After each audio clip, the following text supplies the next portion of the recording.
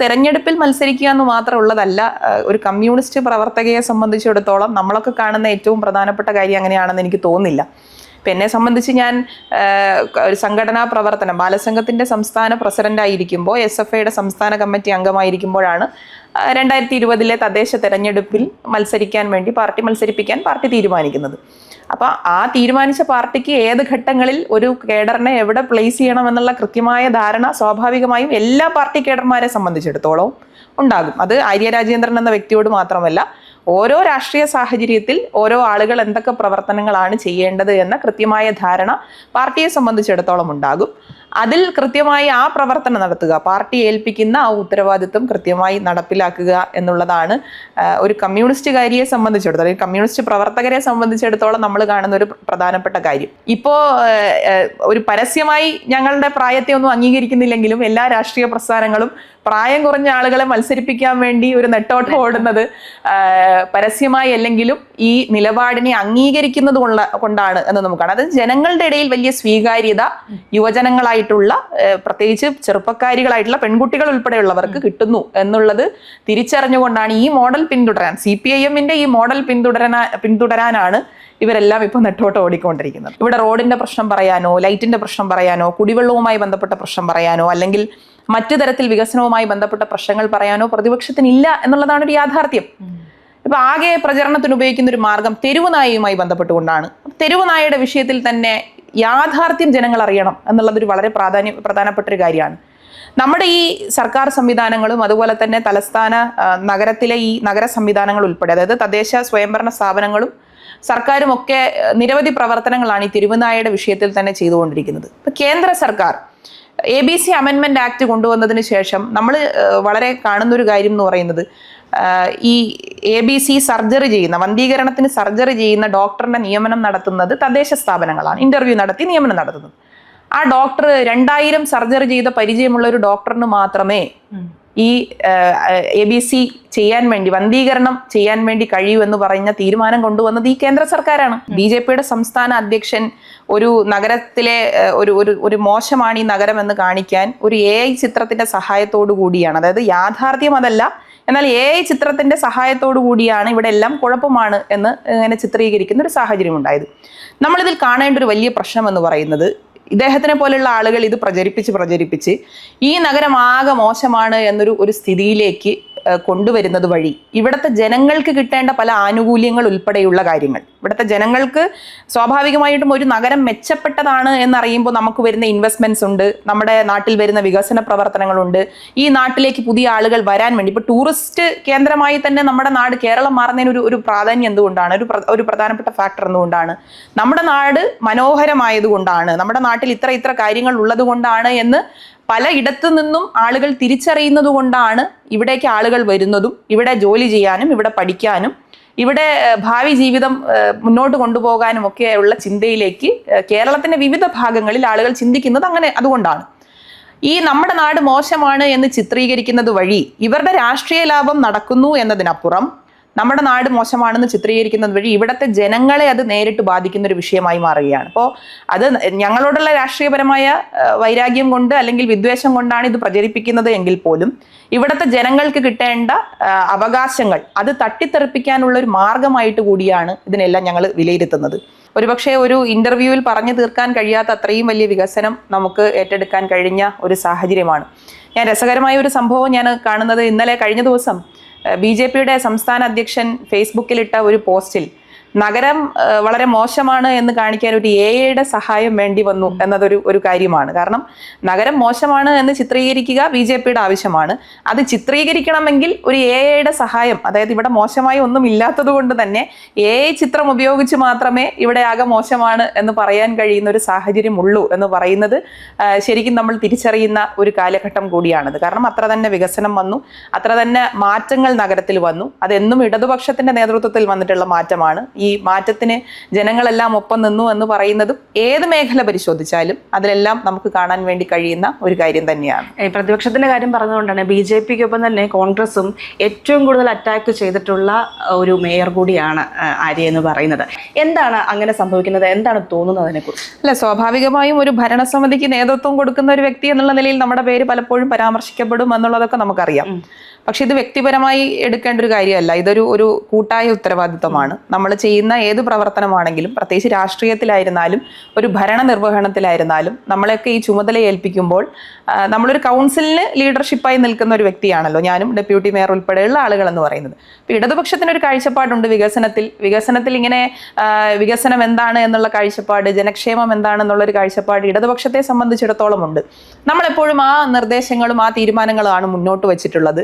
അതിനൊന്നും എന്താണ് കൃത്യമായി പ്രതിരോധിക്കാൻ ഈ 5 വർഷക്കാലവും, അതായത് നമ്മൾ മുന്നോട്ട് വെക്കുന്ന ആശയങ്ങൾക്കെതിരെ നിൽക്കാൻ കഴിയാത്തത് കൊണ്ടാണ് പ്രത്യേകിച്ചും വ്യക്തി കേന്ദ്രീകരിച്ചെല്ലാം ഈ BJP ഉൾപ്പെടെയുള്ള ആളുകൾ, കോൺഗ്രസ് ഉൾപ്പെടെയുള്ള ആളുകൾ വ്യക്തി കേന്ദ്രീകരിച്ചുകൊണ്ട് വ്യക്തിപരമായി പലപ്പോഴും അറ്റാക്ക് ചെയ്യാൻ വേണ്ടി ശ്രമിച്ചിട്ടുള്ളത് എന്നാണ് ഞാൻ മനസ്സിലാക്കിയിട്ടുള്ളത്. അത് കൗൺസിലായിരുന്നാലും അല്ലാതെയായിരുന്നാലും മാനസികമായി നമ്മളെ തളർത്തിക്കഴിഞ്ഞാൽ പല കാര്യങ്ങളും നടക്കാതെ ആകുക എന്നുള്ളതാണ് അവർ പൊതുവേ കരുതിയിരുന്നത് എന്നാണ് ഞാൻ മനസ്സിലാക്കുന്നത്. പക്ഷേ നമുക്കങ്ങനെ തളരാനുള്ള സമയമായിരുന്നില്ല. ജനങ്ങളുടെ പ്രശ്നങ്ങൾ ഏറ്റെടുത്ത് അതുമായി മുന്നോട്ട് പോകണം.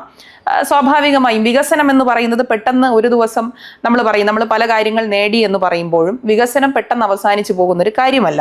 അപ്പൊ നമ്മുടെ തന്നെ ജീവിതത്തിൽ കഴിഞ്ഞ 5 വർഷം വന്നിട്ടുള്ള മാറ്റങ്ങൾ, അല്ലെങ്കിൽ 10 വർഷം കൊണ്ട് വന്നിട്ടുള്ള മാറ്റങ്ങൾ, ആ മാറ്റങ്ങൾ ഇനി ഒരു 5 വർഷം കഴിയുമ്പോൾ ഇതിനേക്കാൾ വലിയ മാറ്റം ഓരോ മനുഷ്യന്റെ ജീവിതത്തിലും ഉണ്ടാകും. അങ്ങനെ മനുഷ്യന്റെ ജീവിതം മാറുന്നതിനനുസരിച്ച്, ജീവിത നിലവാരം ഉയരുന്നതിനനുസരിച്ച് വികസനം അപ്പോഴത്തെ കാലഘട്ടത്തിനനുസരിച്ച് വന്നുകൊണ്ടേയിരിക്കണം. ഇന്ന് നമ്മൾ ഇത്രയും സാങ്കേതിക വിദ്യകളുള്ള ഒരു ലോകത്താണ് നമ്മൾ ജീവിക്കുന്നതെന്ന് പറയുമ്പോൾ ഒരു 5 വർഷം മുമ്പ് AI സാധ്യതകളെ പറ്റി നമ്മൾ ജസ്റ്റ് പഠിക്കുന്നേ ഉള്ളൂ അല്ലേ? ഇന്ന് നമ്മൾ പല വീഡിയോകളും പല കാര്യങ്ങളും AI യൂസ് ചെയ്ത് നിർമ്മിക്കുന്നതും അതിന്റെ എക്സിക്യൂഷനിലേക്ക് നമ്മൾ പോയി കഴിഞ്ഞു. അന്ന് ചിന്തിക്കുന്നേ ഉള്ളൂ, അന്ന് നമ്മുടെ മനസ്സിലേ ഉള്ളൂ എങ്കിൽ ഏതാണ്ട് ഒരു 5 വർഷത്തിനുള്ളിലുള്ള വലിയൊരു മാറ്റം സാങ്കേതിക വിദ്യയിൽ പോലും വന്നൊരു മാറ്റമായിട്ടാണ് നമ്മൾ അതിനെ കാണുന്നത്. അതുപോലെയാണ് വികസനം എന്ന് പറയുന്നത്. ജനങ്ങളുടെ ജീവിതം മുന്നോട്ട് പോകുമ്പോൾ, ഒരു മനുഷ്യന്റെ ജീവിതം മുന്നോട്ട് പോകുമ്പോൾ ആ കാലഘട്ടത്തിനനുസരിച്ച് കൊണ്ടുള്ള വികസനങ്ങൾ, ജനക്ഷേമ പ്രവർത്തനങ്ങൾ ഇങ്ങനെ ആവർത്തിച്ച് അല്ലെങ്കിൽ മറ്റൊരു രീതിയിൽ ഇങ്ങനെ വന്നുകൊണ്ടിരിക്കും. അപ്പൊ ആ കാഴ്ചപ്പാട് ഇടതുപക്ഷത്തെ സംബന്ധിച്ചിടത്തോളം ഉണ്ട്. അത് ഏത് മേഖല പരിശോധിച്ചാലും, ഇവിടെ പറഞ്ഞതുപോലെ മാലിന്യ സംസ്കരണത്തിന്റെ മേഖലയാകട്ടെ, അടിസ്ഥാന വികസനത്തിന്റെ മേഖലയാകട്ടെ, വിദ്യാഭ്യാസ മേഖലയാകട്ടെ, ആരോഗ്യ മേഖലയാകട്ടെ, ഈ മേഖലയിലെല്ലാം നമ്മൾ ഒന്നാമതാണ് എന്ന് പറയുന്നത് ഞങ്ങളല്ല എന്നുള്ളതാണ് പ്രധാനം. നമ്മൾ ഒന്നാമതാണ് എന്ന് പറയുന്നത് നമ്മൾ അതിന്റെ പ്രവർത്തനങ്ങൾ കണ്ടുകൊണ്ടാണ്.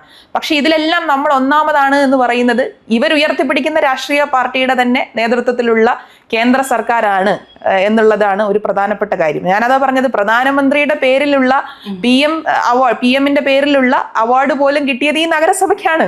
അത് കിട്ടിയത് പാലക്കാട് നഗരസഭയ്ക്കല്ല, അത് കിട്ടിയത് ഈ നഗരസഭയ്ക്കാണ് എന്നുള്ളത് ഇവിടെ പ്രവർത്തനങ്ങൾ നടത്താതെ കേന്ദ്ര സർക്കാർ ഒരു അവാർഡ് വിളിച്ചു തരാൻ മാത്രമുള്ള ഒരു ബന്ധം നമുക്ക് കേന്ദ്ര സർക്കാരുമായി ഉണ്ട് എന്നത് ഞാൻ കരുതുന്നില്ല. അപ്പോൾ രാഷ്ട്രീയപരമായി ഇവരിങ്ങനെ തന്നെ പറഞ്ഞുകൊണ്ടിരിക്കും. അതിന് ജനങ്ങൾ, ഇതിൻ്റെയൊക്കെ ഗുണഭോക്താക്കൾ എന്ന് പറയുന്നത് ജനങ്ങളാണ്. ജനങ്ങൾക്ക് നേരിട്ട് അറിയുന്ന കാര്യങ്ങളാണ് ഇവിടുത്തെ വികസനം എന്ന് പറയുന്നത്. അത് തീർച്ചയായും ജനങ്ങൾ അതറിഞ്ഞുകൊണ്ട് തന്നെ ഒരു ബാറ്റൺ കൈമാറുന്നത് പോലെ ഞങ്ങളിൽ നിന്ന് ഒരു ഇടതുപക്ഷ കൗൺസിലിനെ ചുമതല ഏൽപ്പിക്കും എന്ന് തന്നെയാണ് പ്രതീക്ഷിക്കുന്നത്.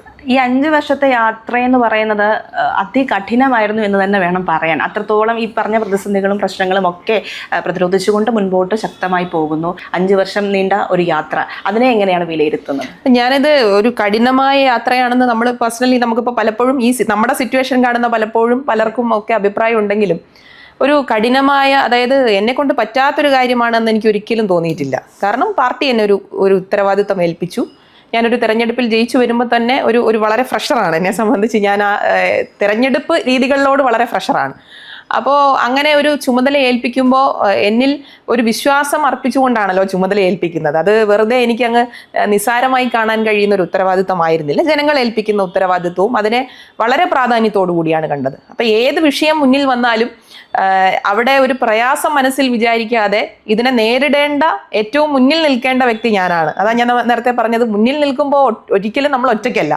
ഒരു ഭരണ സംവിധാനം അത് സർക്കാരിന്റെ ഭാഗത്തു നിന്നുള്ള പിന്തുണ അങ്ങനെയാണ്, പാർട്ടിയുടെ ഭാഗത്തു നിന്നുള്ള പിന്തുണ അങ്ങനെയാണ്, കോർപ്പറേഷൻ അകത്തു നിന്നുള്ള ഡെപ്യൂട്ടി മേയർ ഉൾപ്പെടെയുള്ള കൗൺസിലിന്റെ ഭാഗമായവരുടെ പിന്തുണ അങ്ങനെയാണ്. അപ്പോൾ ഒരു ഭരണ നേതൃത്വത്തിന് മുന്നിൽ നിൽക്കുന്നു. അപ്പോൾ ചിലയിടത്ത് മറുപടികൾ പറയേണ്ടത് നമ്മളാണ്, ചില കാര്യങ്ങളിൽ ഡിസിഷൻ എടുക്കേണ്ടത് നമ്മളാണ്, തീരുമാനങ്ങൾ എടുക്കേണ്ടത് നമ്മളാണ് എന്ന് മാത്രമേ ഞാൻ അതിനെ കണ്ടിട്ടുള്ളൂ. അപ്പോൾ അതുകൊണ്ട് തന്നെ ഞാൻ സാധാരണ കോർപ്പറേഷന്റെ 5 വർഷം കഴിയുമ്പോൾ നമുക്ക് ഈ എന്തൊക്കെ കാര്യങ്ങൾ ചെയ്തു എന്ന് തിരിഞ്ഞു നോക്കുമ്പോൾ വലിയ സംതൃപ്തിയുള്ള ഒരു സന്ദർഭം കൂടിയാണ് എന്നെ സംബന്ധിച്ച് പൊതുവേ ഉള്ളത്. കാരണം ഒരുപാട് കാര്യങ്ങളിൽ അങ്ങനെ തീരുമാനമെടുക്കാൻ കഴിഞ്ഞു. അതിൽ പ്രായത്തിനപ്പുറം ചില ഡിസിഷൻസ് വളരെ പെട്ടെന്ന് എടുക്കാൻ കഴിയുന്ന പല കാര്യങ്ങളും ചിലപ്പോൾ നമ്മൾ ഈ ഫ്രഷർ ആയതുകൊണ്ട് തന്നെ നമ്മൾ അതിന്റെ ഏറ്റവും മെറിറ്റ് പരിശോധിച്ചുകൊണ്ട് തന്നെ ആ തീരുമാനങ്ങൾ എടുക്കാൻ, ഒരു സംഘടനാ ബോധത്തോടു കൂടി ആ തീരുമാനങ്ങൾ എടുക്കാൻ കഴിഞ്ഞു എന്നാണ് ഞാൻ അതിനെ വിശ്വസിക്കുന്നത്. ആര്യ എന്തുകൊണ്ട് ഇപ്രാവശ്യം തെരഞ്ഞെടുപ്പിന് നിൽക്കുന്നില്ല എന്ന ചോദ്യങ്ങളൊക്കെ പല രീതിയിൽ വന്നപ്പോൾ അതിന്റെ എന്തുകൊണ്ടാണ് എന്നതിന് കൃത്യമായ മറുപടി ഇവരൊക്കെയാണ് നൽകുന്നത്. അതിനെ എങ്ങനെയാണ് വീക്ഷിക്കുന്നത്? അല്ല, സ്വാഭാവികമായിട്ടും അവരുടെ മുന്നിൽ, അവർക്ക് പൊളിറ്റിക്കൽ ലീഡർഷിപ്പ് ആണല്ലോ, അവരുടെ മുന്നിൽ അങ്ങനെ ഒരു ചോദ്യം വരുമ്പോൾ അവരുടെ പ്രതികരണം ഉണ്ടാവും. പക്ഷെ ഞാൻ അതിനെ കാണുന്നത് തെരഞ്ഞെടുപ്പിൽ മത്സരിക്കുക എന്ന് മാത്രമുള്ളതല്ല. ഒരു കമ്മ്യൂണിസ്റ്റ് പ്രവർത്തകയെ സംബന്ധിച്ചിടത്തോളം നമ്മളൊക്കെ കാണുന്ന ഏറ്റവും പ്രധാനപ്പെട്ട കാര്യം അങ്ങനെയാണെന്ന് എനിക്ക് തോന്നുന്നില്ല. ഇപ്പം എന്നെ സംബന്ധിച്ച് ഞാൻ ഒരു സംഘടനാ പ്രവർത്തനം, ബാലസംഘത്തിൻ്റെ സംസ്ഥാന പ്രസിഡൻ്റായിരിക്കുമ്പോൾ, SFIയുടെ സംസ്ഥാന കമ്മിറ്റി അംഗമായിരിക്കുമ്പോഴാണ് 2020 തദ്ദേശ തെരഞ്ഞെടുപ്പിൽ മത്സരിപ്പിക്കാൻ പാർട്ടി തീരുമാനിക്കുന്നത്. അപ്പോൾ ആ തീരുമാനിച്ച പാർട്ടിക്ക് ഏത് ഘട്ടങ്ങളിൽ ഒരു കേഡറിനെ എവിടെ പ്ലേസ് ചെയ്യണമെന്നുള്ള കൃത്യമായ ധാരണ സ്വാഭാവികമായും എല്ലാ പാർട്ടി കേഡർമാരെ സംബന്ധിച്ചിടത്തോളം ഉണ്ടാകും. അത് ആര്യ രാജേന്ദ്രൻ എന്ന വ്യക്തിയോട് മാത്രമല്ല, ഓരോ രാഷ്ട്രീയ സാഹചര്യത്തിൽ ഓരോ ആളുകൾ എന്തൊക്കെ പ്രവർത്തനങ്ങളാണ് ചെയ്യേണ്ടത് എന്ന കൃത്യമായ ധാരണ പാർട്ടിയെ സംബന്ധിച്ചിടത്തോളം ഉണ്ടാകും. അതിൽ കൃത്യമായി ആ പ്രവർത്തനം നടത്തുക, പാർട്ടി ഏൽപ്പിക്കുന്ന ആ ഉത്തരവാദിത്വം കൃത്യമായി നടപ്പിലാക്കുക എന്നുള്ളതാണ് ഒരു കമ്മ്യൂണിസ്റ്റുകാരിയെ സംബന്ധിച്ചിടത്തോളം, കമ്മ്യൂണിസ്റ്റ് പ്രവർത്തകരെ സംബന്ധിച്ചിടത്തോളം നമ്മൾ കാണുന്ന ഒരു പ്രധാനപ്പെട്ട കാര്യം. അപ്പോൾ അതിൽ ഏതെങ്കിലും പദവിയിലേക്ക് വരണം എന്നില്ല. ജനങ്ങളുടെ വിഷയത്തിൽ ഇടപെടണമെങ്കിൽ എപ്പോഴും ഒരു പദവിയിലിരിക്കണമെന്നൊന്നും നിർബന്ധമില്ല. നമുക്ക് എവിടെ ഇരുന്നു കൊണ്ടും നമുക്ക് ജനങ്ങളുടെ പ്രശ്നത്തിൽ ഇടപെടാം. ഇപ്പോൾ DYFIയുടെ സംസ്ഥാന സെക്രട്ടേറിയറ്റ് മെമ്പറാണ്. അപ്പോൾ ആ നിലയിൽ യുവജനങ്ങളുടെ പ്രശ്നത്തിൽ ഇടപെടാം. അപ്പോൾ സ്വാഭാവികമായും ഒരു സംഘടനാപരമായി വളർന്നു വരിക എന്നുള്ളത് മറ്റൊരു പ്രധാനം കൂടിയാണല്ലോ. പ്രത്യേകിച്ച് നമ്മുടെ ഒരു പാർട്ടിയെ സംബന്ധിച്ചിടത്തോളം അത് വളരെ പ്രധാനമാണ്. അപ്പോൾ അങ്ങനെയാണ് ഞാൻ അതിനെ കാണുന്നത്. സ്വാഭാവികമായിട്ടും എന്നിൽ ഒരു വിശ്വാസം, ഞാൻ ഉൾപ്പെടെയുള്ള യുവജനങ്ങളിലെ വിശ്വാസമാണ് പാർട്ടി ലീഡർഷിപ്പിന്റെ ആ വാക്കുകളിൽ ഉണ്ടത് എന്നാണ് ഞാൻ വിശ്വസിക്കുന്നത്. പാർട്ടി ആ വിശ്വാസം നൽകുമ്പോഴും അല്ലെങ്കിൽ അറിയിക്കുമ്പോഴും പ്രതിപക്ഷം പറയുന്നത്, അല്ലെങ്കിൽ എതിർക്കുന്നവർ പറയുന്നത് ആര്യയുടെ പ്രായം പ്രശ്നമാണ്, ആര്യ ഒരു സ്ത്രീ ആയത് പ്രശ്നമാണ്, പക്വതയില്ലായ്മ ഉണ്ട്, ഇങ്ങനെ തുടങ്ങി നിരവധി ആക്ഷേപങ്ങളാണ് ആ ഘട്ടത്തിലൊക്കെ വന്നുകൊണ്ടിരുന്നത്. അതിനെക്കുറിച്ച് എങ്ങനെയാണ്? ശരിക്കും 21 വയസ്സിൽ ഒരു വലിയ ചുമതല ഏൽപ്പിക്കുമ്പോൾ നമ്മൾ ഒരുപാട് പോസിറ്റീവായിട്ടുള്ള റെസ്പോൺസുകൾ അന്ന് നമ്മൾ ലോകത്തെമ്പാടുള്ള ആളുകളിൽ നിന്നൊക്കെ നമ്മൾ കേട്ടിരുന്നു. ഇപ്പോൾ സൊഹ്റാൻ മംദാനിയുടെ പോസ്റ്റ് പോലും നമ്മൾ ഈ 5 വർഷം കഴിഞ്ഞ് ചർച്ച ചെയ്യുമ്പോൾ അന്ന് സൊഹ്റാൻ മംദാനി ഇട്ടിരുന്നത് ന്യൂയോർക്കിൽ എങ്ങനെയുള്ള മേയർ വേണം എന്ന് ചോദിച്ച് ഒരു പ്രായം കുറഞ്ഞ് അതുപോലെ തന്നെ ഇത്തരം കാഴ്ചപ്പാടുകൾ മുന്നോട്ട് വെക്കുന്ന ഒരു മേയർ വേണം എന്നാണ് അദ്ദേഹത്തിന്റെ പോസ്റ്റിൽ തന്നെ പറയുന്നത്. അപ്പം ലോകരാജ്യങ്ങളിൽ തന്നെ ഇത് വലിയ ചർച്ചയായ ഒരു വിഷയമാണല്ലോ. തിരുവനന്തപുരം പോലെ ഒരു വലിയ സിറ്റിയിൽ വളരെ പ്രായം കുറഞ്ഞ ഒരാളെ ഇടതുപക്ഷം, പ്രത്യേകിച്ച് CPIM പോലെയുള്ള ഒരു പ്രസ്ഥാനം വളർത്തിക്കൊണ്ടുവരുന്നു, മേയറാക്കുന്നു എന്ന് പറയുന്നത് പോസിറ്റീവായി കണ്ട ഒരുപാട് ആളുകളുണ്ട്. നമ്മളിപ്പോൾ പേരെടുത്ത് പറയാൻ കഴിയുന്ന ഒരുപാട് ആളുകളുണ്ട്.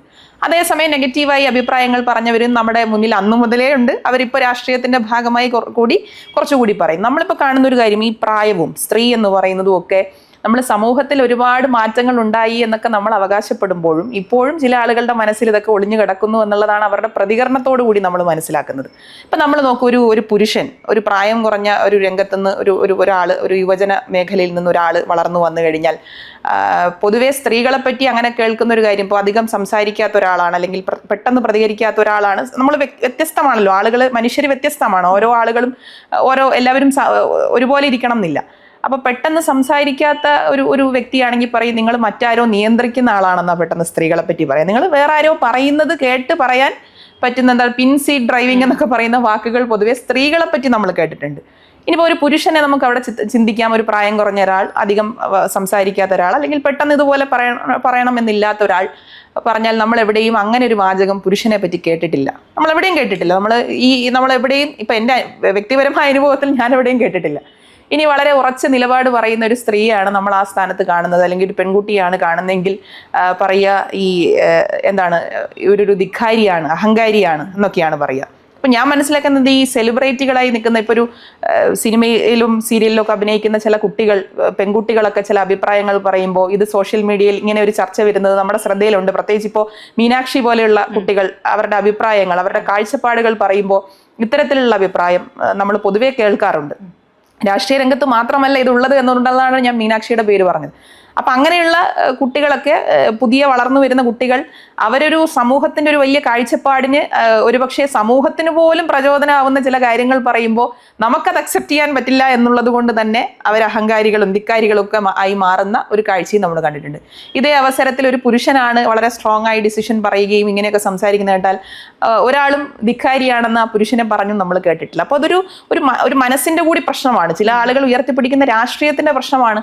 ഇടതുപക്ഷത്തിന് അതില്ലാത്തത് കൊണ്ടാണ് ഞങ്ങളെപ്പോലെയുള്ള ആളുകളൊക്കെ വളർന്നു വന്നിട്ടുള്ളത്. ചില ആളുകളുടെ രാഷ്ട്രീയത്തിന് തന്നെ അത്തരം കാഴ്ചപ്പാടുകളുണ്ട്, സ്ത്രീകളെ അടുപ്പിക്കാത്ത രാഷ്ട്രീയ കാഴ്ചപ്പാടുകളുണ്ട്.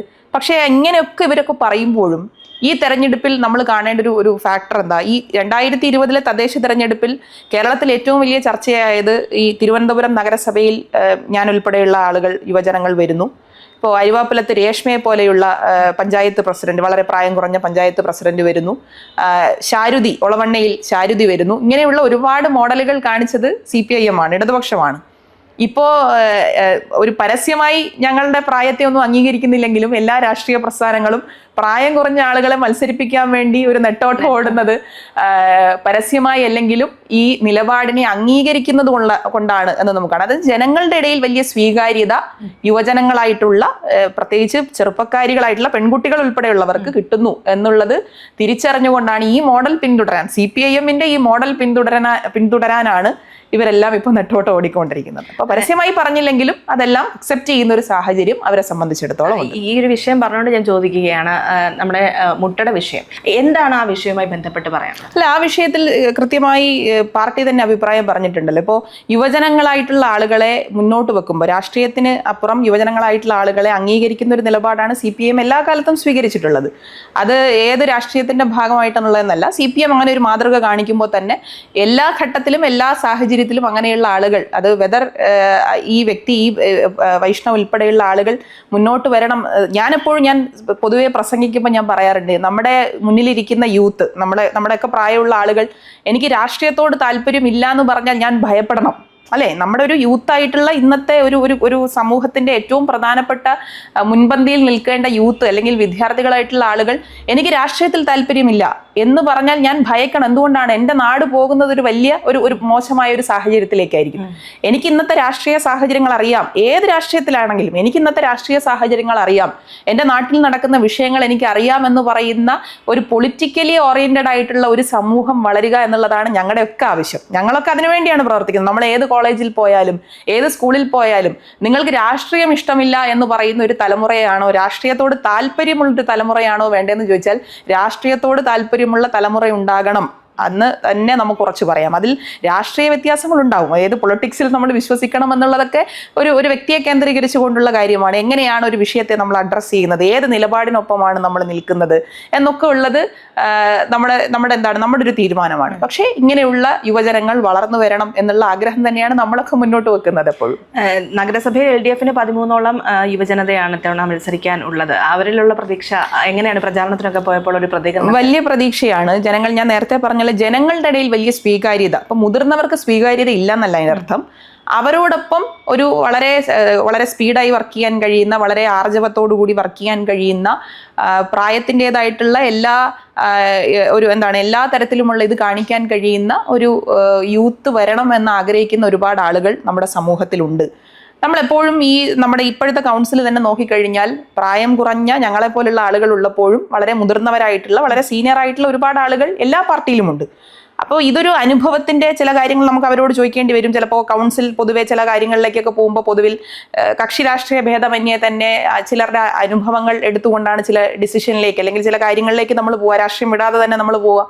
അപ്പൊ അങ്ങനെയുള്ള കാര്യങ്ങളൊക്കെ പൊതുവെ വരും. അപ്പോൾ അനുഭവത്തിനോടൊപ്പം പ്രായം കുറവും പുതിയ ആളുകളും ഒക്കെ ചേർന്നുകൊണ്ടുള്ള ഒരു കോംബോ ആയിരിക്കും ഇത്തവണത്തെയും കൗൺസിൽ എന്നുള്ളതിൽ സംശയമില്ല. അതിൽ നല്ല സ്വീകാര്യതയാണ് ജനങ്ങളുടെ ഇടയിൽ ഇടതുപക്ഷത്തിന്റെ യുവജന സ്ഥാനാർത്ഥികളെ സംബന്ധിച്ചിടത്തോളം എല്ലാവർക്കും ഉള്ള അഭിപ്രായം എന്ന് പറയുന്നത്. ഓക്കെ, ഇനി നമുക്ക് തിരുവനന്തപുരം നഗരസഭയിലേക്ക് എത്തുകയാണെങ്കിൽ 3000 കോടിയിലധികം രൂപയുടെ പ്രവർത്തനങ്ങൾ ഇവിടെ നടന്നിട്ടുണ്ട്. അതിനൊപ്പം അതിൽ ഇനി മെട്രോ ഒരു പ്രതീക്ഷയായി നിൽക്കുന്നു. ആ കാര്യങ്ങളെക്കുറിച്ചൊക്കെയുള്ള ആ പദ്ധതികൾ അതെങ്ങനെയാണ് ഇപ്പോൾ മുൻപോട്ട് പോകുന്നത്? ഇപ്പോൾ നഗരസഭയുടെ ഈ ഭരണസമിതി തന്നെ നമ്മൾ തിരിഞ്ഞു നോക്കിയാൽ ഈ 5 വർഷക്കാലം നമ്മളിപ്പോൾ ഒരു വളരെ കണ്ടിന്യൂ ചെയ്ത് വന്നിട്ടുള്ള ഒരു വികസനമാണല്ലോ. ഇപ്പോൾ കഴിഞ്ഞ ഭരണസമിതി VK പ്രശാന്ത് അദ്ദേഹം മേയറായിരുന്നു. അതിനുശേഷം ശ്രീകുമാർ അദ്ദേഹത്തിൻ്റെ നേതൃത്വം, അദ്ദേഹം MLA ആയി പോയപ്പോൾ ശ്രീകുമാർ സാവു മേയറായി വരുന്നു. അപ്പോൾ അതിനു മുമ്പുള്ള ഭരണസമിതി, അങ്ങനെ വളരെ കണ്ടിന്യൂയിങ് ആയിട്ടുള്ള ഒരു ഇടതുപക്ഷത്തിന്റെ ഒരു വളർച്ചയാണ് നമുക്ക് തിരുവനന്തപുരത്ത് കാണാൻ വേണ്ടി കഴിയുന്നത്. ഇപ്പോൾ വികസനത്തിന്റെ കാര്യത്തിൽ ഞാൻ നേരത്തെ പറഞ്ഞതുപോലെ ഇൻഫ്രാസ്ട്രക്ചർ, അടിസ്ഥാന വികസനം എന്ന് പറയുന്നത് പ്രത്യേകിച്ചും ജനങ്ങളുടെ ജീവിതവുമായി ബന്ധപ്പെട്ട്, പ്രത്യേകിച്ച് അത് റോഡ് എടുത്തു കഴിഞ്ഞാൽ റോഡിൽ നമുക്കറിയാം കണക്ടിവിറ്റി എന്ന് പറയുന്നത് വളരെ പ്രധാനപ്പെട്ട ഒരു കാര്യമാണ്. പ്രത്യേകിച്ച് പൊതുജനങ്ങളുമായി ബന്ധപ്പെട്ട ഏറ്റവും അടിസ്ഥാന വിഷയങ്ങളിലൊന്ന് ഈ റോഡുമായി ബന്ധപ്പെട്ട വിഷയമാണ്. ഇപ്പോൾ നഗരസഭയെ സംബന്ധിച്ച് ഈ ഭരണസമിതി നമ്മൾ ചുമതലയേറ്റു വരുമ്പോൾ ഈ ടാറിങ്ങിൽ പോലും, സാധാരണ നമ്മൾ ടാറിങ് ചെയ്യുന്ന നഗരസഭയുടെ ഫണ്ട് ഉപയോഗിച്ച് ടാർ ചെയ്യുന്നത് വലിയ ഏരിയ ആയതുകൊണ്ട് തന്നെ 20 mm ടാർ എന്നാ പറയുക, 20 mm ടാറിട്ടാണ് ടാറിങ് നടത്തുക. അത് പെട്ടെന്ന് ഇളകിപ്പോകുന്ന സാഹചര്യം വരും, മഴയുടെ നമ്മുടെ കാലാവസ്ഥയുടെ വിഷയങ്ങൾ വരും. അപ്പോൾ അതെല്ലാം ഗുണനിലവാരം ഉയർത്താൻ വേണ്ടി നമുക്ക് പരമാവധി സാധിച്ചിട്ടുണ്ട് നമ്മുടെ റോഡുകളെ സംബന്ധിച്ചിടത്തോളം. അതിൽ ഇപ്പോൾ ഏറ്റവും നീളം കൂടിയ, ദൈർഘ്യം കൂടിയ സ്മാർട്ട് റോഡുകളുള്ളത്, ഇന്ത്യയിൽ തന്നെ അത്തരം സ്മാർട്ട് റോഡുകളുള്ളത് തിരുവനന്തപുരത്താണ്. ഈ നിലവാരത്തിൽ ഇന്ത്യയിൽ ഒരിടത്തും ഇത്രയും ദൈർഘ്യമുള്ള റോഡുകളില്ല എന്നതാണ് പ്രധാനം. അത് കേന്ദ്ര സർക്കാർ തന്നെ അത് സമ്മതിക്കുന്നുണ്ട് എന്നുള്ളതാണ് ഏറ്റവും പ്രധാനം. നമ്മുടെ വിദ്യാഭ്യാസ മേഖല എടുക്കാം. വിദ്യാഭ്യാസ മേഖലയിൽ തന്നെ വലിയ മാറ്റമാണല്ലോ നമ്മൾ കാണുന്നുണ്ട്. സർക്കാരിന്റെ നേതൃത്വത്തിൽ നടക്കുന്നത് പോലെ തന്നെ ജനകീയാസൂത്രണത്തിന് ശേഷം കൈമാറി കിട്ടിയ ഒരു ഭാഗം കൂടിയാണ് നമ്മുടെ വിദ്യാഭ്യാസ മേഖല എന്ന് പറയുന്നത്. ഇപ്പോൾ പ്രത്യേകിച്ച് തിരുവനന്തപുരത്തിനെ സംബന്ധിച്ച് ഞങ്ങൾക്ക് അഭിമാനിക്കാൻ കഴിയുന്നത് എൻ്റെ MLA ആണ് ശ്രീ V ശിവൻകുട്ടി. അദ്ദേഹത്തിന്റെ എല്ലാ പ്രവർത്തനങ്ങളും, വിദ്യാഭ്യാസ മേഖലയിലെ പ്രവർത്തനങ്ങൾ വെച്ചാൽ വളരെ അടുത്ത് നിന്ന് കാണുന്ന ഒരു വ്യക്തി കൂടിയാണ് ഞാൻ. അപ്പോൾ വളരെ സന്തോഷം തോന്നുന്നുണ്ട്. കാരണം നമ്മൾ ഈ വിദ്യാർത്ഥി പ്രസ്ഥാനത്ത് നിന്നൊക്കെ വളർന്നു വന്ന ഒരു വ്യക്തി എന്നുള്ള നിലയിൽ കുട്ടികൾക്ക് ഒരുപക്ഷെ വളരെ സൗഹൃദത്തോടു കൂടി ഒരു മന്ത്രിയെ വിളിക്കാൻ പറ്റുക എന്നൊക്കെ പറയുന്ന ഒരു രീതിയിലേക്ക് നമ്മുടെ വിദ്യാഭ്യാസ വകുപ്പ്, ഏത് വകുപ്പെടുത്താലും സാധാരണക്കാരെ സംബന്ധിച്ചിടത്തോളം അവർക്ക് പഠനത്തിന് ഏറ്റവും, ഇന്നിപ്പോൾ ഞാൻ നേരത്തെ പറഞ്ഞ പോലെ ഡിജിറ്റൽ വിദ്യാഭ്യാസമൊക്കെ ഏറ്റവും ഉയർന്നു നിൽക്കുന്ന സാഹചര്യം, ഒരു വിരൽത്തുമ്പിൽ അറിവുകൾ കിട്ടുന്ന സാഹചര്യത്തിൽ അതിനുള്ള സാഹചര്യങ്ങൾ ഉണ്ടാക്കി കൊടുക്കുക എന്നുള്ളതൊക്കെ മുന്നിൽ വെച്ചുകൊണ്ടാണ് അവർക്ക് അങ്ങനെയുള്ള ഈ വിദ്യാഭ്യാസ മേഖലയിൽ ലാപ്ടോപ്പ് ഉൾപ്പെടെയുള്ള കാര്യങ്ങൾ, പഠന ഉപകരണങ്ങൾ ഉൾപ്പെടെയുള്ള കാര്യങ്ങൾ നമ്മൾ കൊടുക്കുന്നത്.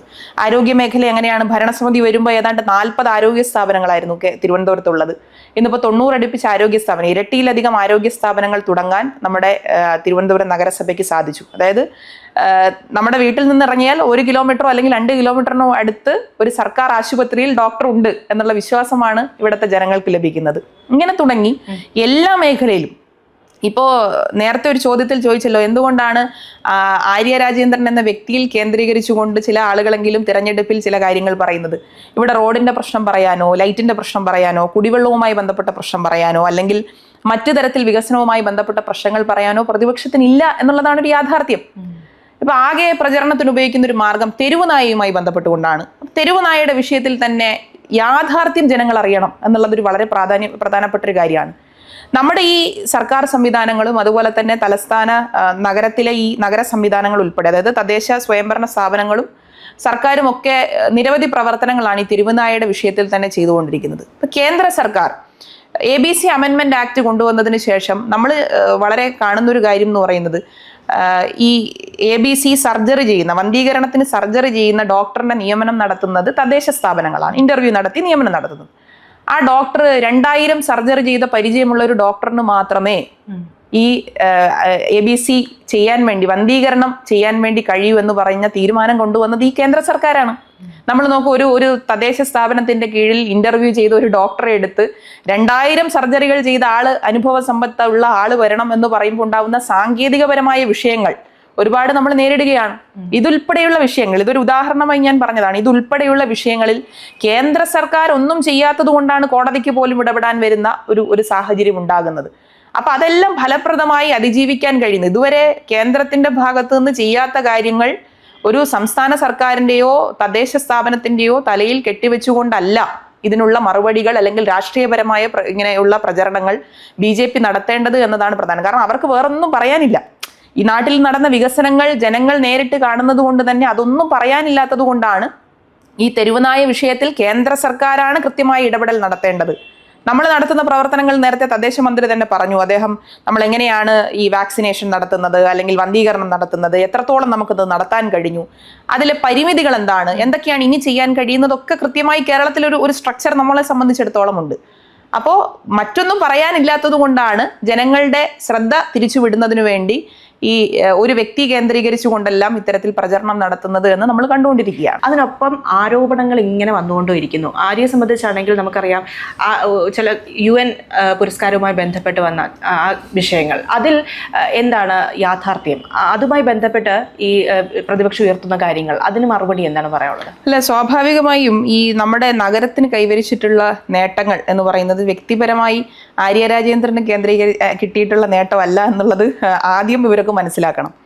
ഇത് നമ്മുടെ നഗരത്തിനൊരു നേട്ടമുണ്ട്. ഞാൻ നേരത്തെ ഈ AI ചിത്രത്തിനെ പറ്റി പറഞ്ഞല്ലോ. ഈ BJPയുടെ സംസ്ഥാന അധ്യക്ഷൻ ഒരു നഗരത്തിലെ ഒരു മോശമാണ് ഈ നഗരം എന്ന് കാണിക്കാൻ ഒരു AI ചിത്രത്തിന്റെ സഹായത്തോടു കൂടിയാണ്, അതായത് യാഥാർത്ഥ്യം അതല്ല, എന്നാൽ AI ചിത്രത്തിന്റെ സഹായത്തോടു കൂടിയാണ് ഇവിടെ എല്ലാം കുഴപ്പമാണ് എന്ന് ഇങ്ങനെ ചിത്രീകരിക്കുന്ന ഒരു സാഹചര്യം ഉണ്ടായത്. നമ്മളിതിൽ കാണേണ്ട ഒരു വലിയ പ്രശ്നം എന്ന് പറയുന്നത്, ഇദ്ദേഹത്തിനെ പോലെയുള്ള ആളുകൾ ഇത് പ്രചരിപ്പിച്ച് ഈ നഗരം ആകെ മോശമാണ് എന്നൊരു സ്ഥിതിയിലേക്ക് കൊണ്ടുവരുന്നത് വഴി ഇവിടുത്തെ ജനങ്ങൾക്ക് കിട്ടേണ്ട പല ആനുകൂല്യങ്ങൾ ഉൾപ്പെടെയുള്ള കാര്യങ്ങൾ, ഇവിടുത്തെ ജനങ്ങൾക്ക് സ്വാഭാവികമായിട്ടും ഒരു നഗരം മെച്ചപ്പെട്ടതാണ് എന്നറിയുമ്പോൾ നമുക്ക് വരുന്ന ഇൻവെസ്റ്റ്മെന്റ്സ് ഉണ്ട്, നമ്മുടെ നാട്ടിൽ വരുന്ന വികസന പ്രവർത്തനങ്ങളുണ്ട്, ഈ നാട്ടിലേക്ക് പുതിയ ആളുകൾ വരാൻ വേണ്ടി. ഇപ്പോൾ ടൂറിസ്റ്റ് കേന്ദ്രമായി തന്നെ നമ്മുടെ നാട് കേരളം മാറുന്നതിന് ഒരു പ്രാധാന്യം എന്തുകൊണ്ടാണ്, ഒരു പ്രധാനപ്പെട്ട ഫാക്ടർ എന്തുകൊണ്ടാണ്, നമ്മുടെ നാട് മനോഹരമായതുകൊണ്ടാണ്, നമ്മുടെ നാട്ടിൽ ഇത്ര കാര്യങ്ങൾ ഉള്ളത് കൊണ്ടാണ് എന്ന് പലയിടത്തു നിന്നും ആളുകൾ തിരിച്ചറിയുന്നത് കൊണ്ടാണ് ഇവിടേക്ക് ആളുകൾ വരുന്നതും ഇവിടെ ജോലി ചെയ്യാനും ഇവിടെ പഠിക്കാനും ഇവിടെ ഭാവി ജീവിതം മുന്നോട്ട് കൊണ്ടുപോകാനും ഒക്കെയുള്ള ചിന്തയിലേക്ക് കേരളത്തിന്റെ വിവിധ ഭാഗങ്ങളിൽ ആളുകൾ ചിന്തിക്കുന്നത് അതുകൊണ്ടാണ്.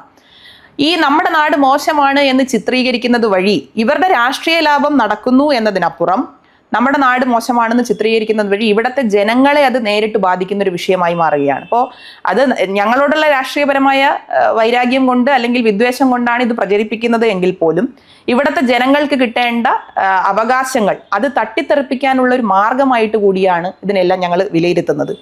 അതിലിപ്പോൾ UN അവാർഡ് കിട്ടുന്നത് ഏതെങ്കിലും തരത്തിൽ നമ്മൾ വെറുതെ പോയി അപ്ലൈ ചെയ്താൽ കിട്ടുന്നതല്ല. വിവിധ ഘട്ടങ്ങളിൽ വിവിധ ഉദ്യോഗസ്ഥരെ അയച്ചുകൊണ്ട് ഇവിടെ നടന്നിട്ടുള്ള പ്രവർത്തനങ്ങൾ പറയുകയും ഇന്റർവ്യൂ പോലെ ഉൾപ്പെടെയുള്ള കാര്യങ്ങൾ നടത്തിയതിനു ശേഷമാണ് ഇത്തരം അവാർഡുകൾ നഗരസഭയെ സംബന്ധിച്ചിടത്തോളം നമ്മൾ കിട്ടുന്നത്.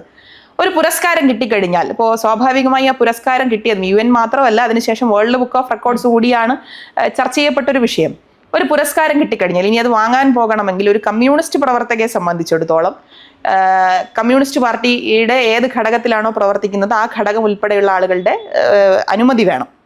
അപ്പോൾ അത് ഒരുപക്ഷെ അറിയായിരിക്കും, അത് ചർച്ച ചെയ്യുന്നവർക്ക് അറിയില്ലെങ്കിലും സാധാരണ നമ്മൾ വിദേശത്തൊക്കെ പോയി ഏത് അവാർഡ് സ്വീകരിക്കണമെങ്കിൽ തന്നെ വിദേശത്ത് പോകണമെന്ന് പോലും നിർബന്ധമില്ല. ഒരു പാർട്ടി പ്രവർത്തകയെ സംബന്ധിച്ചിടത്തോളം ഒരു പുരസ്കാരം സ്വീകരിക്കണമെങ്കിൽ നേരിട്ട് പോയി സ്വീകരിക്കണമെങ്കിൽ പാർട്ടിയുടെ അനുവാദം വേണം ഒന്ന്.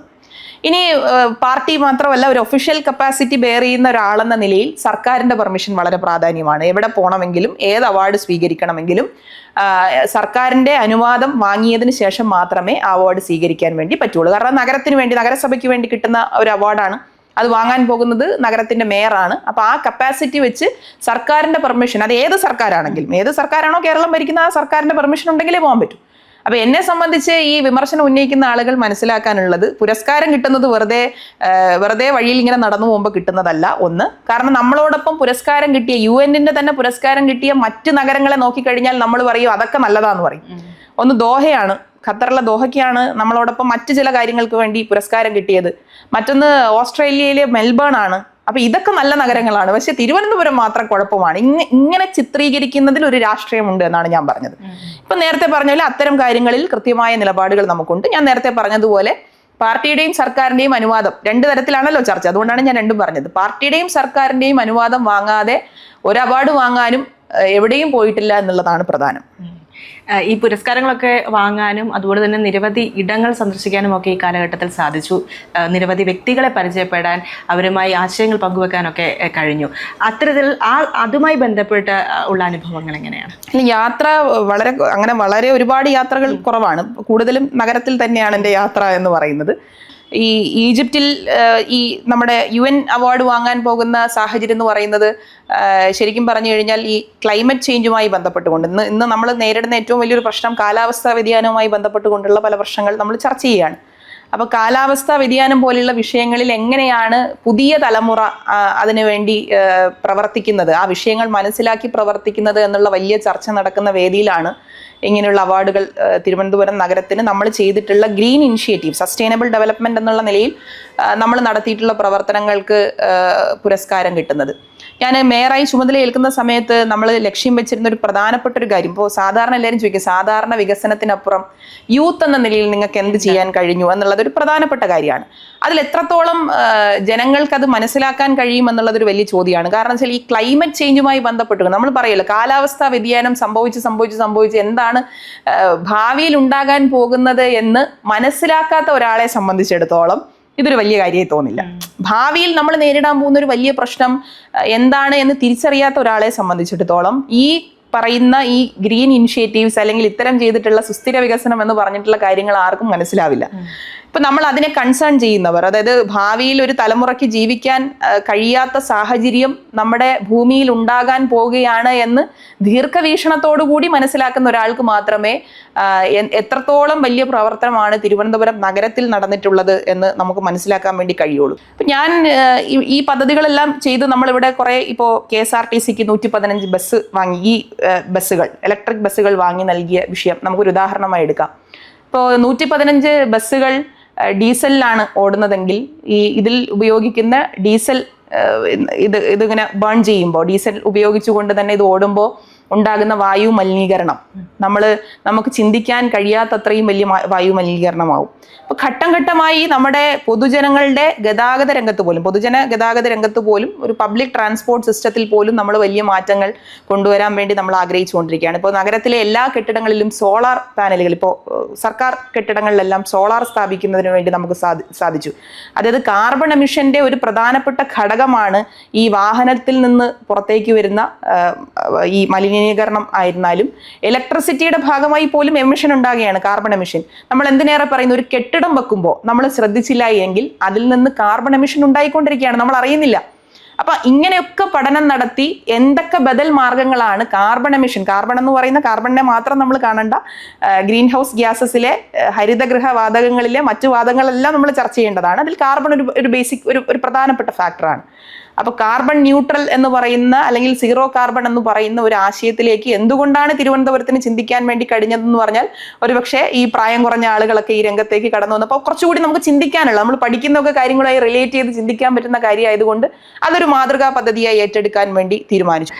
BJP വാർഡ് കൗൺസിലറായ തിരുമല അനിലിന്റെ മരണമാണ്. ആ ഘട്ടത്തിൽ ആര്യ പ്രതികരിച്ചത് അല്ലെങ്കിൽ പിന്നീട് വന്ന ഫേസ്ബുക്ക് പോസ്റ്റുകൾ അതൊക്കെ ഒരുപാട് ചർച്ചയായി. ഇപ്പോഴും BJP നേതൃത്വം ആ വ്യക്തിയുടെ മരണത്തെയോ ആ സംഭവത്തെയോ അംഗീകരിക്കാനോ ആ വിഷയത്തെക്കുറിച്ച് കൂടുതൽ പ്രതികരിക്കാനോ തയ്യാറാകാത്ത സ്ഥിതിയുണ്ട്. അത് ചർച്ചയാകുമ്പോൾ അതിലെന്താണ് പറയാനുള്ളത്?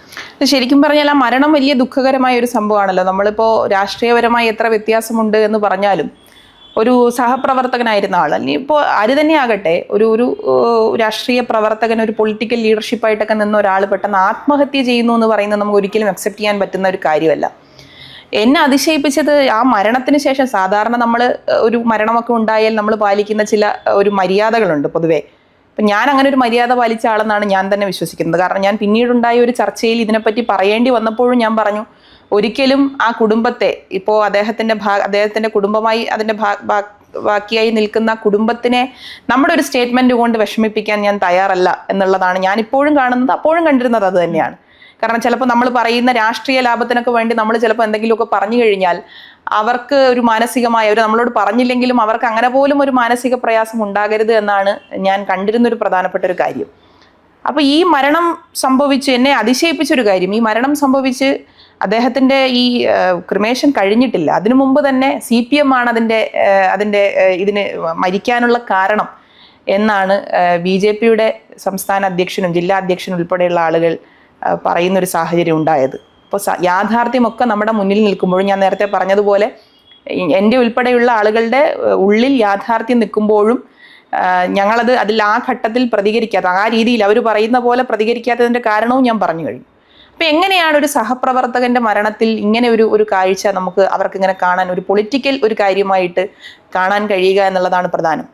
പിന്നെ ഇതിനകത്തൊരു സാമാന്യ ബുദ്ധിയുള്ള ഒരാൾക്ക് തോന്നുന്നൊരു കാര്യമാണ്, ഈ അനിച്ചേട്ടനെ പോലെ രാഷ്ട്രീയപരമായി വളരെ ഉയർന്നു നിൽക്കുന്ന ഒരു BJP പ്രവർത്തകനെ CPM അങ്ങനെ പേടിപ്പിച്ചു കഴിഞ്ഞാൽ പെട്ടെന്ന് അങ്ങനെ ഒരു പേടിക്കുന്ന ഒരാളാണോ എന്നുള്ളൊരു ചോദ്യം നമ്മുടെ മുന്നിലുണ്ടല്ലോ. ഇനിയിപ്പോൾ അവർ പറയുന്നതെല്ലാം നമ്മൾ മുഖവിലേക്ക് എടുക്കുന്നു എന്ന് തന്നെ കരുതാം. അങ്ങനെ പേടിക്കുന്ന ഒരാളായിരുന്നോ അനിൽകുമാർ എന്ന് പറയുന്ന തിരുമലയുടെ കൗൺസിലർ? അദ്ദേഹം ഞങ്ങൾക്കെതിരെ എല്ലാം ശക്തമായി രാഷ്ട്രീയം പറഞ്ഞൊരു വ്യക്തിയാണ്. ഈ രാഷ്ട്രീയത്തിനപ്പുറം മാനുഷികമായ മൂല്യങ്ങൾ ഞങ്ങൾ കാണുന്നത് കൊണ്ടാണ് അദ്ദേഹത്തിന് ഒന്നും വരരുത് എന്ന് ആഗ്രഹിച്ച് പല ഘട്ടങ്ങളില്ലേ. ഞാൻ ഈ റൂമിൽ ഇരുന്നുകൊണ്ടാണ് അദ്ദേഹത്തോട് സംസാരിക്കുന്നത്. അദ്ദേഹം വരുന്ന സമയത്ത് അദ്ദേഹം മരിച്ച് ഈ അനുശോചന കൗൺസിൽ നടക്കുമ്പോൾ എനിക്ക് ആ കൗൺസിലിൽ ഇരിക്കാൻ പറ്റുന്നില്ല. കാരണം എൻ്റെ നോട്ടം ഫുൾ അദ്ദേഹം ഇരിക്കുന്ന സീറ്റിലാണ്. കാരണം നമ്മളതിനെ വളരെ ഒരു ഇമോഷണലിയാണ് അതിനെ കാണുന്നത്. അദ്ദേഹത്തിൻ്റെ മരണത്തെ അദ്ദേഹത്തിൻ്റെ കുടുംബത്തെ കാണുന്നതും ഒക്കെ നമ്മളൊരു വളരെ നമ്മുടെ ഒരു മാനസികമായി തന്നെ നമ്മൾ തളർന്നു പോകുന്ന ഒരു സിറ്റുവേഷൻ ആണുള്ളത്. പക്ഷേ BJP സ്വീകരിച്ച നിലപാടെന്താ? ഇവിടെ പറഞ്ഞതുപോലെ അതിനുശേഷം പോലും ഈ പ്രശ്നങ്ങൾ പരിഹരിക്കാൻ നോക്കിയില്ല എന്ന് മാത്രമല്ല, ഈ സൊസൈറ്റിയുമായി ഞങ്ങൾക്ക് ബന്ധമില്ല എന്ന് വരെ BJPയുടെ നേതൃത്വം പറയുന്ന, അദ്ദേഹം ഭാരവാഹിയായിരുന്ന സൊസൈറ്റിയിൽ ഞങ്ങൾക്ക് ഒരു ബന്ധവും ഇല്ല എന്ന് പറയുന്ന സാഹചര്യം പോലും BJPയുടെ നേതൃത്വത്തിൽ ഉണ്ടായി എന്നതാണ് പ്രധാനം.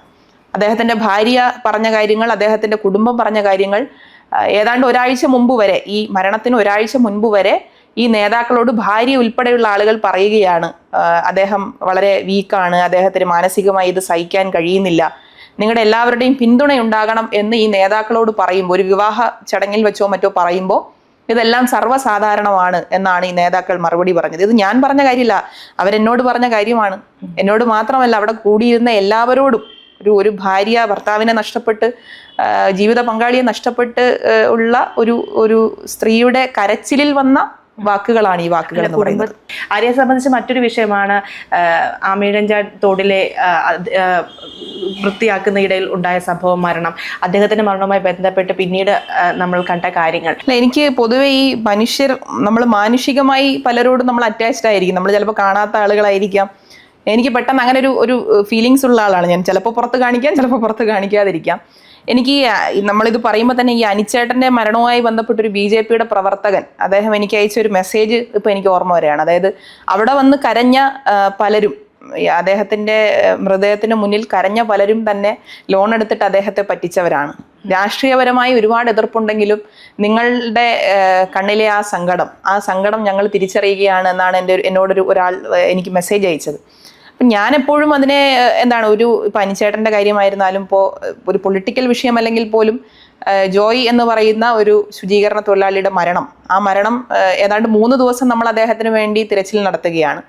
അപ്പോൾ ഒന്നാമത്തെ ദിവസം തിരച്ചിൽ ഏതാണ്ട് സമയം പിന്നിടുമ്പോൾ തന്നെ നമ്മുടെ എല്ലാം മനസ്സിലുണ്ട്, നമുക്ക് ജീവനോടുകൂടിയല്ല അദ്ദേഹത്തെ കിട്ടുന്നതെന്നുണ്ടെങ്കിൽ പോലും ഇത്രയും പേരുടെ ഒരു ശ്രമകരമായ പ്രവർത്തനം, പല ആളുകളുടെയും ശ്രമകരമായ പ്രവർത്തനം, അതിനൊരു റിസൾട്ട് ഉണ്ടാക്കാൻ കഴിഞ്ഞില്ല എന്ന് പറയുമ്പോൾ ഒരു വലിയ പ്രയാസം നമ്മളെ സംബന്ധിച്ചിടത്തോളം ഉണ്ട്. നമ്മൾ വീട്ടിൽ നിന്നൊക്കെ മാറി ഏതാണ്ട് 3 ദിവസവും ഞാൻ തുടർച്ചയായി അവിടെ തന്നെ നിൽക്കുകയാണ്.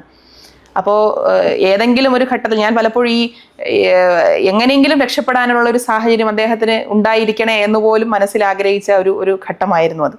പക്ഷെ അതെല്ലാം നടക്കാതെ വരുമ്പോൾ സ്വാഭാവികമായിട്ടും ഒരു പ്രയാസം നമ്മളെ സംബന്ധിച്ചിടത്തോളം ഉണ്ടാകും. അതിനെ ഞാൻ അങ്ങനെ മാത്രമേ കണ്ടിട്ടുള്ളൂ. അതിൽ ഇമോഷൻസിനെ പിടിച്ചു വെച്ചുകൊണ്ട് മറ്റൊരു രീതിയിൽ പ്രതികരിക്കണം എന്ന് ഞാൻ ഒരിക്കലും ആഗ്രഹിച്ചിട്ടില്ല. നമ്മുടെ ഇമോഷൻസ് ആണ് നമ്മളെപ്പോഴും മനുഷ്യനാക്കുന്നത്. അപ്പോൾ പിന്നീട് ആ ഇമോഷനിൽ നിന്നുകൊണ്ട് തന്നെയാണ് അദ്ദേഹത്തിൻ്റെ അമ്മയ്ക്ക് വീട് വെച്ച് കൊടുക്കാൻ വേണ്ടി തീരുമാനിക്കുന്നത്. അവരുടെ ബുദ്ധിമുട്ട് കണ്ടുകൊണ്ട് ആ വീട് ഇപ്പോൾ കൈമാറി കഴിഞ്ഞു. അപ്പോൾ അതിൽ മുഖ്യമന്ത്രി തന്നെയാണ്, അദ്ദേഹം ബഹുമാനപ്പെട്ട മുഖ്യമന്ത്രി തന്നെയാണ് ഇങ്ങനെ ഒരു നിലപാടെടുക്കുമ്പോൾ എന്ത് ചെയ്താലും മതിയാവില്ല എന്ന് പറഞ്ഞ് ഞങ്ങൾക്കൊക്കെ ഒരു വിശ്വാസം തന്നത്, അത് ചെയ്യാനുള്ള ഒരു പ്രചോദനം തന്നത് ഒക്കെ അദ്ദേഹവും പ്രദേശ മന്ത്രിയൊക്കെ തന്നെയാണ്. അപ്പോൾ അങ്ങനെ ഒരു കാര്യം അതിനുശേഷം നടന്നു എന്നുള്ളതും എനിക്ക് തോന്നുന്നു നമ്മുടെയൊക്കെ ഒരു കുടുംബത്തിന്റെ ഭാഗമായി തന്നെ അവരൊക്കെ കാണാൻ കഴിയുന്നു എന്നുള്ളതും ഒക്കെ മറക്കാൻ കഴിയാത്ത അനുഭവം തന്നെയാണ്. ഇനിയിപ്പോൾ തെരഞ്ഞെടുപ്പിന്റെ ദിവസങ്ങൾ മാത്രം, അത് കഴിഞ്ഞ ഒരു മാസങ്ങൾക്കകം നിയമസഭാ തെരഞ്ഞെടുപ്പ് വരുന്നു. അങ്ങനെ തിരക്കുകൾ കൂടുകയാണ്. എന്താണ് ഇതിനിടയ്ക്ക് തന്നെ വന്നത്, ആര്യ രാജേന്ദ്രൻ തിരുവനന്തപുരം വിടുന്നു, കോഴിക്കോട്ടേക്ക് പോകുന്നു എന്നൊക്കെ തരത്തിലാണ് വാർത്തകൾ. അതിലെന്താണ് പറയാനുള്ളത്? പോവാണോ കോഴിക്കോട്? അല്ല, അങ്ങനെയൊന്നും തീരുമാനിച്ചിട്ടില്ല. പിന്നെ സ്വാഭാവികമായും എൻ്റെ പാർട്ട്ണർ, എൻ്റെ ജീവിത പങ്കാളിയുടെ സ്ഥലം അവിടെ ആയതുകൊണ്ട് അങ്ങോട്ടും ഇങ്ങോട്ടും പോയി വന്നുകൊണ്ട് തന്നെ ഇരിക്കണം, അതിലൊന്നും ഒരു സംശയമില്ല. പക്ഷേ രാഷ്ട്രീയ രംഗമൊക്കെ തിരുവനന്തപുരത്ത് ജനിച്ചു വളർന്ന ഒരാളെന്നുള്ള നിലയിൽ അതുപോലും നമ്മളെ സംബന്ധിച്ച് പാർട്ടിയാണ് തീരുമാനിക്കുക എവിടെ പ്രവർത്തിക്കണം, എന്ത് ചെയ്യണം എന്നുള്ളതൊക്കെ. പിന്നെ അങ്ങനെ മാത്രമേ എന്നെ കണ്ടിട്ടുള്ളൂ. അത് ഏതെങ്കിലും മാധ്യമങ്ങൾക്ക് എഴുതാൻ കഴിയുന്ന ഒരു വാർത്തയാണത് എന്നുള്ളത് ഞാൻ കരുതുന്നില്ല. അത് പെട്ടെന്ന് ഒരു ദിവസം ബ്രേക്ക് ചെയ്തൊരു വാർത്ത, ഒരു തെരഞ്ഞെടുപ്പിന്റെ തന്നെ ചർച്ചയായി അതിനെ കൊണ്ടുവരാൻ മനോരമ പോലെയുള്ള ഒരു മാധ്യമം അങ്ങനെ ചെയ്തത് ശരിയായില്ല എന്നുള്ള അഭിപ്രായം എനിക്കുണ്ട്. അത് ഞാൻ ആ റിപ്പോർട്ടറെ ഞാൻ അറിയിച്ചിട്ടുണ്ട്. കാരണം നമ്മളൊരു ഔദ്യോഗിക ചുമതല വഹിക്കുമ്പോൾ നമ്മുടെ ഔദ്യോഗിക കാര്യങ്ങൾ പറയുന്നത് പോലെയല്ല ഒരാളുടെ വ്യക്തിപരമായ കാര്യങ്ങൾ ചർച്ച ചെയ്യപ്പെടുന്നത്. അതിൽ പ്രത്യേകിച്ച് ഞാൻ നേരത്തെ പറഞ്ഞതുപോലെ സച്ചിനേട്ടനും എൻ്റെ കുഞ്ഞും ഉൾപ്പെടെയുള്ള ആളുകളുടെ പേര് പരാമർശിക്കപ്പെടുമ്പോൾ എനിക്കപ്പുറം 2 വ്യക്തികൾ കൂടി അതിനകത്ത് വന്നു കഴിഞ്ഞു, പ്രത്യേകിച്ച് കുഞ്ഞു വന്നു കഴിഞ്ഞു. അപ്പോൾ സ്വാഭാവികമായിട്ടും നമ്മളോട് അഭിപ്രായം ചോദിച്ചതിന് ശേഷം മാത്രമേ അങ്ങനെ ഒരു വാർത്ത കൊടുക്കാവൂ എന്നുള്ളത്, കൊടുക്കാൻ പാടുള്ളൂ എന്നുള്ളത് ഞാൻ അവരെ അറിയിച്ചിട്ടുണ്ട്.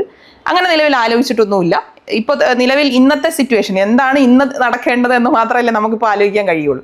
അപ്പോൾ ഈ ഇലക്ഷനിൽ ഞാൻ നേരത്തെ പറഞ്ഞതുപോലെ എനിക്ക് സത്യത്തിൽ 101 വാർഡിലും പോയി സംസാരിച്ച് നടത്തിയ വികസന പ്രവർത്തനങ്ങൾ പറയണം എന്നുള്ളത് വലിയ ആഗ്രഹമാണ്. പരമാവധി അത് ചെയ്തുകൊണ്ടിരിക്കുകയാണ്.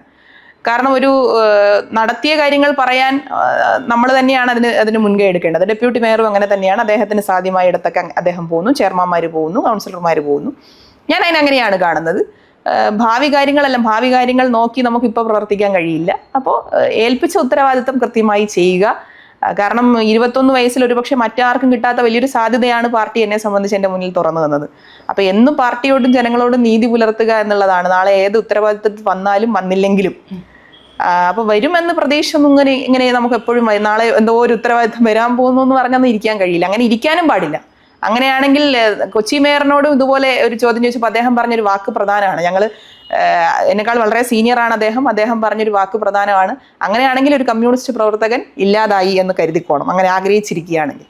അത് തന്നെ എനിക്കും പറയാനുള്ളൂ. തീർച്ചയായും ഇനിയിപ്പോൾ തെരഞ്ഞെടുപ്പ് കഴിയുമ്പോൾ കുറച്ച് ദിവസം ഒരു വിശ്രമം കാണുമെന്ന് പ്രതീക്ഷിക്കുന്നു. അപ്പോൾ ഇത്രയും നാൾ കുട്ടിയുടെ കാര്യം പറഞ്ഞിട്ടുണ്ട്, പെൺകുട്ടിയാണ്, അവൾക്കാണെങ്കിൽ ഈ കുറച്ച് നാളായിട്ട് അമ്മയെ ശരിക്കും കയ്യിൽ കിട്ടുന്നില്ല. അതിൻ്റെ ഒരു വിഷമം എന്തായാലും കാണും. അതൊക്കെ തീർത്തുകൊണ്ട് കുറച്ച് ദിവസം കുടുംബത്തിനൊപ്പം തന്നെ ചെലവഴിക്കാനാണ് ഉദ്ദേശിക്കുന്നത്. അതുപോലെ MLA ആണെങ്കിലും ഇപ്പോൾ തിരക്കാണ്, അടുത്ത നിയമസഭാ തെരഞ്ഞെടുപ്പ് വരുന്നതിൻ്റെ തിരക്ക്. അതൊക്കെ എങ്ങനെയാണ് ഇനി? അല്ല, ഈ ഒരു ഉത്തരവാദിത്തം കഴിഞ്ഞാൽ നേരത്തെ പറഞ്ഞതുപോലെ ഒരു പൊളിറ്റിക്കൽ ഉത്തരവാദിത്തം ഉണ്ട്. പാർട്ടിയുടെ ജില്ലാ കമ്മിറ്റി അംഗമാണ് തിരുവനന്തപുരത്ത്, പിന്നെ DYFIയുടെ സംസ്ഥാന സെക്രട്ടേറിയറ്റ് മെമ്പറാണ്. ഞങ്ങൾ പൊതുവേ രണ്ടുപേരും ഇത്തരം ഒഫീഷ്യൽ കാര്യങ്ങൾ ഉണ്ടെങ്കിലും ഞങ്ങൾക്ക് കഴിയുന്നത് പോലെ കുടുംബത്തോടൊപ്പം, നമ്മൾ കുടുംബത്തോട് നീതി പുലർത്താതെ ബാക്കി സമൂഹത്തിനോട് നീതി പുലർത്തിയിട്ട് കാര്യമുണ്ട് എന്ന് ഒരിക്കലും ഞങ്ങൾക്ക് തോന്നിയിട്ടില്ല. അപ്പോൾ പല നേതാക്കളെ പറ്റിയും വ്യക്തിപരമായി അവർ വളരെ മോശമാണ്, സമൂഹത്തിൽ അവർ നല്ലവരാണ് എന്ന് ചമയുന്ന വാർത്തകളാണ് നമ്മൾ 2 ദിവസമായിട്ട് കണ്ടുകൊണ്ടിരിക്കുന്നത്. ഇതിനൊരു പൊളിറ്റിക്കൽ വിഷയമായി സ്വാഭാവികമായിട്ടും CPMന്റെ സംസ്ഥാന സെക്രട്ടറി ഉൾപ്പെടെയുള്ളവർ ഇതിൽ അഭിപ്രായം പറഞ്ഞു കഴിഞ്ഞു. ഞാൻ ആ അഭിപ്രായത്തോട് പൂർണ്ണമായി എൻ്റെ പാർട്ടി നിലപാട് അതാണ്. പക്ഷേ അതിനോടൊപ്പം തന്നെ ഞാൻ കാണുന്നത്, നേരത്തെ ഞാൻ പറഞ്ഞതുപോലെ നമ്മുടെ ഭാഗത്തു നിന്ന് വരുന്നൊരു സ്റ്റേറ്റ്മെന്റും ആ പെൺകുട്ടിയെ സംബന്ധിച്ചിടത്തോളം ഇതിന്റെ മറുവശത്ത് നിൽക്കുന്ന വിക്ടിം അവരുടെ ഭാഗം അവർ പറഞ്ഞല്ലോ. അപ്പോൾ അവരെ ഒരിക്കലും പ്രയാസപ്പെടുത്തുന്ന ഒരു നിലപാട് നമ്മുടെ ഭാഗത്തുനിന്ന് ഉണ്ടാവരുത് എന്ന് എനിക്ക് ഉറച്ച ഒരു തീരുമാനം എന്നെ സംബന്ധിച്ചുണ്ട്. അങ്ങനെയല്ല, ഇടതുപക്ഷം അങ്ങനെയല്ല സ്വീകരിക്കുന്നത്, അങ്ങനെയുണ്ട്. അപ്പം നമ്മൾ പൊളിറ്റിക്കലി ഇദ്ദേഹത്തെ അറ്റാക്ക് ചെയ്യാനാണ് അത് പറയുന്നതെങ്കിലും അവർക്കൊരു പ്രയാസവും അതിലുണ്ടാകരുത്. അതായത് അവരെ പ്രയാസത്തിൽപ്പെടുത്തുന്ന ഒരു കാര്യവും വരരുത് എന്നുള്ളതാണ്. കാരണം നമ്മൾ അനുഭവിക്കാത്ത എന്തോ ഒരു പ്രശ്നം അവർ അനുഭവിച്ചു അല്ലേ. നമ്മൾ ഇതിൽ ചില സ്ത്രീകൾ തന്നെ അവർക്കെതിരെ പറയുമ്പോഴാണ് എനിക്കതിൽ വളരെ പ്രയാസം തോന്നുന്നത്. 1-2 വീഡിയോസ് ഞാൻ അത് കണ്ടു.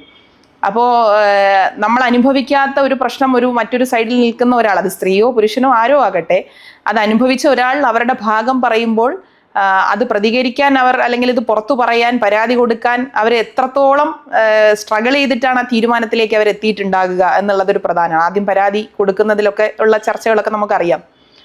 അപ്പോൾ ഒരു വ്യക്തിപരമായി ഒരു മോശമായി നിൽക്കുന്ന ഒരാൾ ഒരു ജനപ്രതിനിധിയായി നിൽക്കുന്നതിനോട് എനിക്ക് യോജിപ്പില്ല. സ്ത്രീക്ക് ഒരു വിഷയം നേരിട്ടു, അങ്ങനെയാണെങ്കിൽ ആ സ്ത്രീയോടൊപ്പം നിൽക്കുക എന്നുള്ളതിൽ ഒരു ചിന്തയുടെയും ആവശ്യം നമുക്ക് വരുന്നില്ലല്ലോ.